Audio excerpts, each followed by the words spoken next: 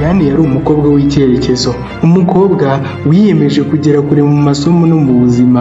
Mu buzima bwe bwose ntiyari yarigeze akunda. Umunsi umwe yabonye umuhungu wicaye wenyine utavuga, atandukanye na bose. Yari yicariye ku ntebe mu ishuri, umwuka wa mu gitondo utuje.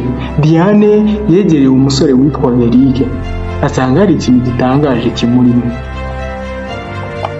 Nta magambo, ariko amaso ye yavugaga byinshi. Baherukaga kurebana, ariko uwo munsi nibwo bwa mbere bagerageje kuvugana mu buryo bw'umwihariko. Mu minsi yagiye ikurikira, Diane yakomeje kumushaka. Agerageza uburyo butandukanye bwo kumuganiriza, amwandikira, amusabira kumuhishurira uko yiyumva. Eric yamusubizaga yanditse, rimwe na rimwe akamwenyura gato. Iryo sezerano ryo kumuba hafi byatangiye mu buryo bworoshye ariko bukomeye. Ako gapapuro kari kanditseho kati: ese ushobora kumbwira uko wiyumva? Eric nawe mu gusubiza Diane ati: hari byinshi numva nubwo ntavuga. Diane yatangiye kubona ko Eric afite ibanga rinini mu mutima. Amaso ye yuzuye imvugo, ibaruwa ze zihumura ku rukundo rutuje. Iyo bari kumwe ntabwo yatekerezaga ku bantu baba bareba, ahubwo yumvaga ari mu isi ituje. Iminota, amasaha n'iminsi byahindutse igihe cy'ubwiyumvire kuri bose. Diane atangira kubona ko ari ibintu bikomeye, bitari impuhwe gusa, ahubwo ari ikintu kinini gitangiye kuvuka mu mutima we. Diane muri we yari yatangiye gukunda umuhungu utavuga. Umuhungu utavuga yari yatangiye gukunda umukobwa bitewe n'uburyo umukobwa ari kumwigaragariza.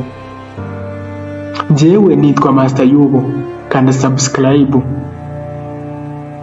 Urukundo rwabo rwari rutangiye gucengera buhoro buhoro.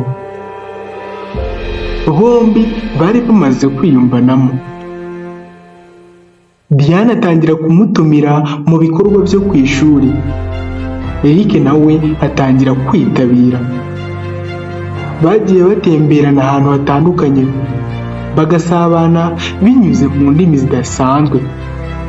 Udupapuro n'amabarwa, isura kuvuga n'abarebana, urwenya ruto rutuje, n'utundi tumenyetso tujyanye n'abantu babana n'ubumuga bwo kutavuga.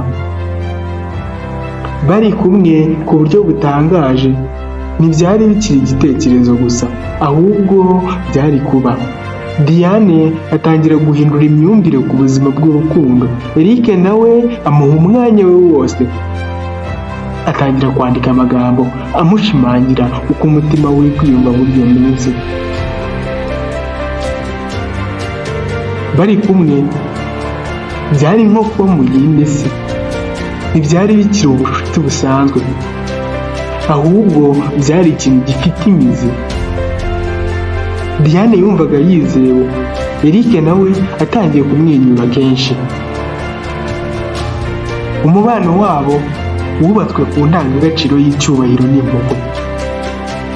Ariko si ibintu byose bigenda neza. Diane yatangiye kumva ijwi ry'abantu benshi. Bagenzi babo batangiye gutera urwenya kuri Eric. Bamusekaga kuko atajyaga avuga, bavuga ko Diane ari guta umwanya ajya gukunda umuntu utavuga, ufite ubusembwa. Diane yabwirwaga amagambo amuca intege, ariko umutima we waramubuzaga kureka. Diane yakomeje gukunda Eric, kabone n'ubwo bagenzi be biganaga aho yacaga inzira zose bamubwiraga amagambo yo kumuca intege, bamubwira bati ugiye gukundana n'umuntu ubana n'ubusembwa wamugaye. Diane yagiye mu rujijo, yumvaga arambiwe amagambo y'abantu. aratekereza ati niba koko ibyo akora ari byo. Eric yabyakiriye atuje, ariko arandikira Diane ibaruwa imwe gusa. Aramubwira ati sinavuga ariko sinigeze nkubeshya.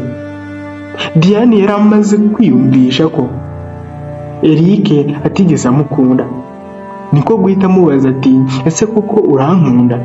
Eric nawe yaramwihoreye iminsi mike, gusa aramusubiza ati ibyo nakubwiye ni ukuri.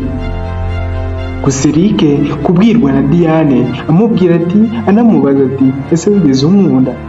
Diane rwari ukiyororotse rwo kugira ngo arebe ko yamwanga bitewe n'amagambo yumvaga ku bantu, ariko Eric yarabyakiriye atuje. Eric yaranditse ati sinavuga ariko sinigeze nkubeshya, waranyumvise mbere y'abandi bose. Urukundo si amagambo, ni ukugumana n'undi no mu gihe ibintu bitarimo bigenda neza. Eric yari afite igisobanuro cy'urukundo, gusa Diane yari atangiye gucika intege, acibwa intege na bagenzi be bitewe n'ibyo bagenzi be bamubwiraga. Iyo baruwa Diane yayisomye arira, yumvise neza ko ibyo yari afite ari ibintu bikomeye. Umutima we wamuteye gusubira inyuma. Diane yafashe icyemezo, yarahagurutse ajya gusanga Eric yibereye yicariye wenyine. Umutima we wamusunikaga, amakuru ye yarihutaga cyane. Ageze imbere ye ntiyavuze ijambo na rimwe, ahubwo yarambuye amaboko aramuhobera. Eric yaratunguwe ariko nawe aramwiyegereza. Batangiye gutembera muri ubwo busitani bari bakuriyemo, baraseka, barandika, baraganira mu buryo bwabo. Urukundo rwasukuye imbaraga mu rukundo rwabo nshyashya. Diane yarahindutse, ntitaye ku mvugo z'abandi. Eric nawe yabonye ko afite umuntu wumva kandi umushyigikiye. Biyemeje gukomeza urugendo rwabo batitaye ku bigeragezo. Hari ijoro rimwe ridasanzwe, bari bicaye mu busitani, ukwezi kwaka cyane. Diane barebanaga mu maso we na Eric, maze Eric areba Diane mu maso aramwenyura. Ako kanya yavuze ijambo rimwe ati Eric urakoze. Diane yarumiwe, iryo jambo rimwe ryari nk'indirimbo. Diane yararize, amaso ye yuzura amarira y'ibyishimo. Eric yari yatangiye kubohoka, kuko yari yumvise urukundo rutavugwa ariko rwigaragariza mu bikorwa. Aho banyuze hose babaye urugero. Bagenzi babo batangiye guhindura imyumvire, aho amagambo atageraga. Eric na Diane barahabaye. Bagaragaje ko urukundo ari ukwihangana, kwitanga no kumva uwo muri kumwe muri urwo rukundo rwanyu. Eric na Diane bagiye batanga ibiganiro bitabira ibikorwa byo gufasha abandi bafite ubumuga. Diane yabaye ijwi ry'abatavuga. Eric abona icyizere, aba umuntu unyuzamo akavuga, ariko ahitamo kuvuga bike bikubiyemo byinshi. Urukundo rwa Eric na Diane rwabaye isomo rikomeye ku bandi. Berekanye ko umuntu atakundwa kubera amagambo avuga, ahubwo kubera uko afata abandi, uko yitanga n'uko atanga umwanya mu bo babana umunsi ku wundi.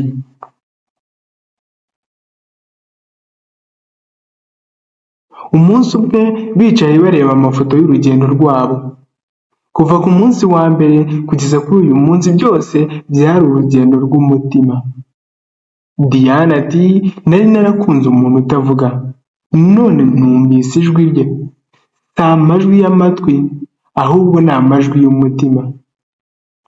Urukundo rwabo rwanditswe ku mitima ya bombi. Nta magambo menshi ariko rwarumvikanye kurusha amagambo yose.